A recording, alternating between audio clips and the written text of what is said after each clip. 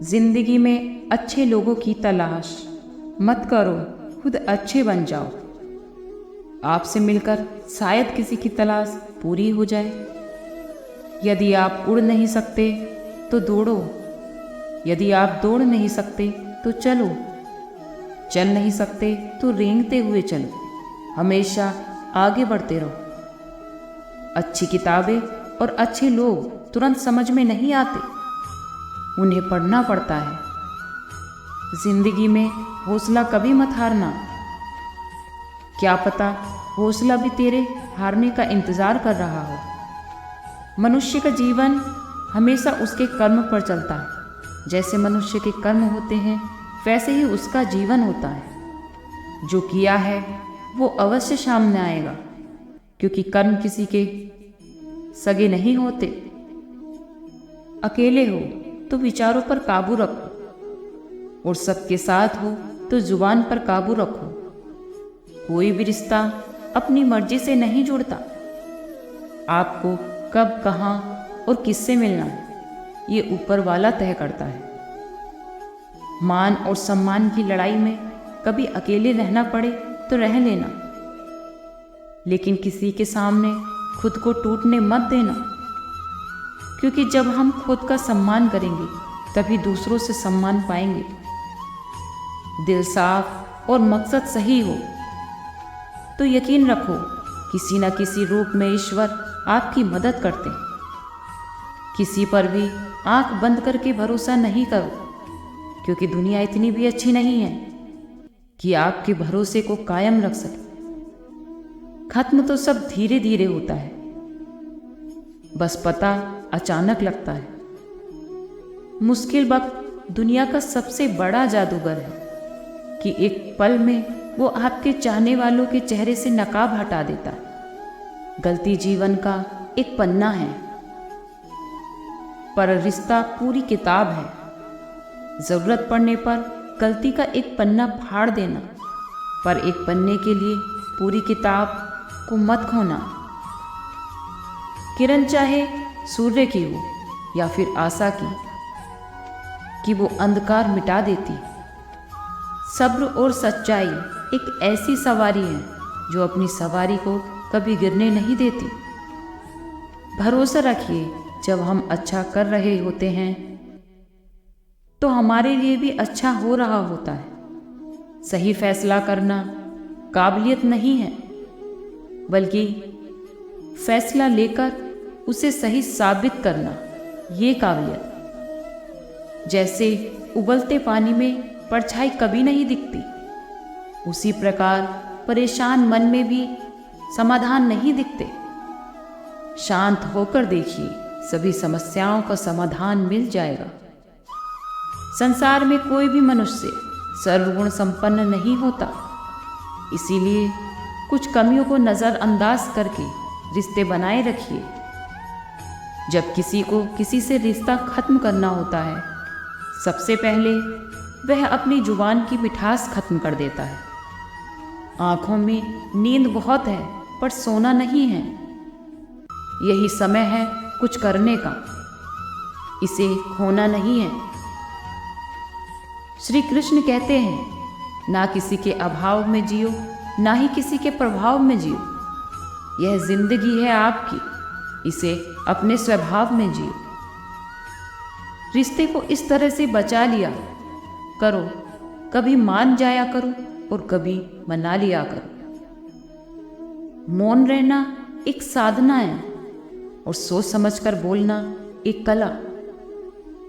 जो व्यक्ति साफ और स्पष्ट सीधी बात बोलता है, उसकी वाणी तीव्र एवं कठिन जरूर होती है, लेकिन ऐसा व्यक्ति कभी किसी को धोखा नहीं देता। जो प्राप्त है वही पर्याप्त है। कर्म बहुत ध्यान से कीजिए, क्योंकि ना तो किसी की दुआ खाली जाती है और ना ही किसी की बद्दुआ। याद रखना, अगर ये दुनिया कई भेड़ियों का एक जंगल है तो तुम उन भेड़ियों के राजा हो।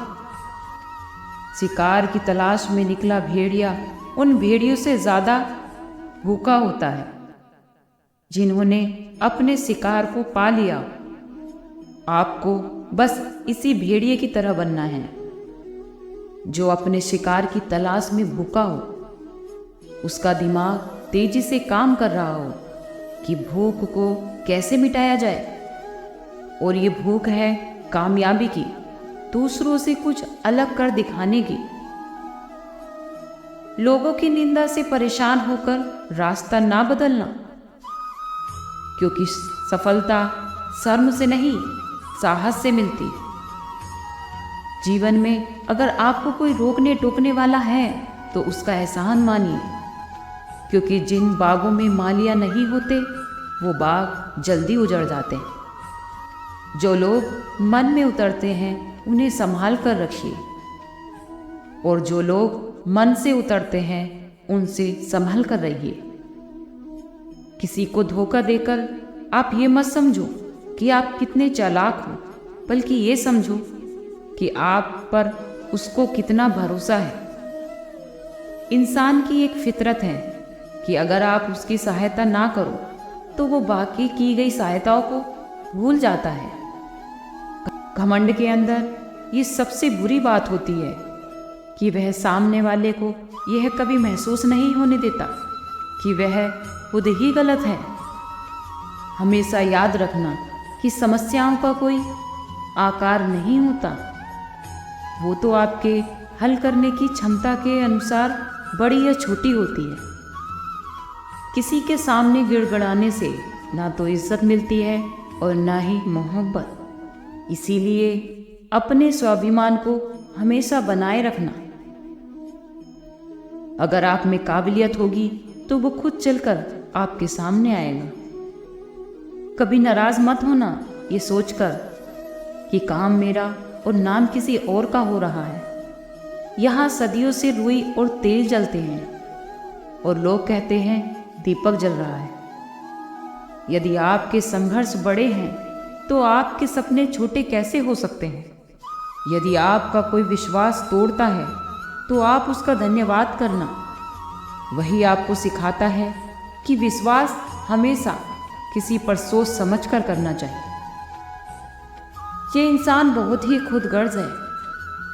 जब वो किसी को पसंद करता है तो उसकी बुराई नहीं देखता, और जब किसी को नापसंद करता है तो उसकी अच्छाई नहीं देखता। जो दोगे वही लौट कर आएगा, फिर चाहे इज्जत हो या फिर धोखा।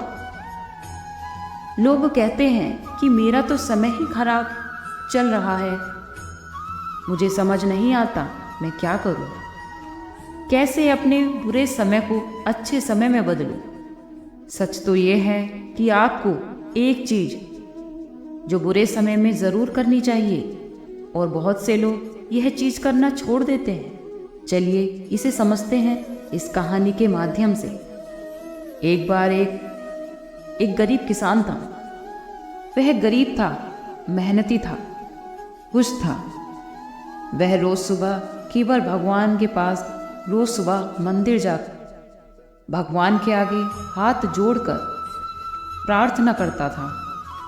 उस किसान की पत्नी भी हर रोज़ किसान के साथ मंदिर जाती थी। प्रार्थना करके वो सारा दिन अपने खेतों पर काम करता था, और उसका जीवन बहुत ही अच्छा चल रहा था। अपनी मेहनत की कमाई से वो कुछ ज़्यादा नहीं कमा पाता था, लेकिन फिर भी जितना कमाता था उसमें से कुछ पैसे वो लोगों की भलाई में लगा देता था। एक बार उनके गांव में एक बीमारी फैल गई और किसान का इकलौता लड़का बहुत बीमार हो गया। किसान के गांव में इस बीमारी के लिए कोई अच्छा डॉक्टर नहीं था, और पास के शहर में उस लड़के को ले जाया गया, और उस अस्पताल का इलाज बहुत ही महंगा था। उस किसान के लिए उस अस्पताल का डॉक्टरों की फीस और दवाइयों का खर्चा बहुत ज़्यादा था। यह देखकर किसान दिन प्रतिदिन अपनी हिम्मत हारता जा रहा था। एक दिन अस्पताल में बैठे बैठे वह इतना हताश हो गया कि वो जोर जोर से रोने लगा और कहने लगा, पता नहीं किस चीज़ का बदला ले रहे हैं भगवान। कभी वह खुद को कोसता तो कभी परमात्मा को। किसान की बीवी को अटूट विश्वास था परमात्मा पर। उसे यकीन था कि परमात्मा उनकी इस मुसीबत की घड़ी में उन पर कृपा करने जरूर आएंगे, परंतु उन्हें आशा की कोई किरण नजर नहीं आ रही थी। और अस्पताल की कुछ ही दूरी पर एक मंदिर था। किसान की पत्नी उस मंदिर में हर रोज प्रार्थना करने जाती थी, पर किसान का दिल नहीं करता था प्रार्थना करने के लिए। डॉक्टर ने कहा उस किसान से कि उनके बेटे के इलाज के लिए 10,000 रुपये की ज़रूरत है, पर किसान के लिए इतनी बड़ी रकम का इंतज़ाम करना बहुत मुश्किल था। लेकिन किसान की पत्नी अब भी मंदिर जाती थी और वो भगवान के आगे हाथ जोड़कर प्रार्थना करती थी कि उसका बेटा ठीक हो जाए। एक दिन उस मंदिर में एक सेठ आया। उसने किसान की पत्नी को कहा कि उसने किसान की बात उस दिन अस्पताल में सुनी। किसान रो रहा था। सेठ ने बताया कि उस दिन सेठ की पत्नी भी अस्पताल में थी और वो अब पूरी तरह से ठीक हो गई है और वह अब घर चली गई है। सेठ को बातों ही बातों में पता चल गया था कि किसान को पैसों की आवश्यकता है। तो सेठ ने अपनी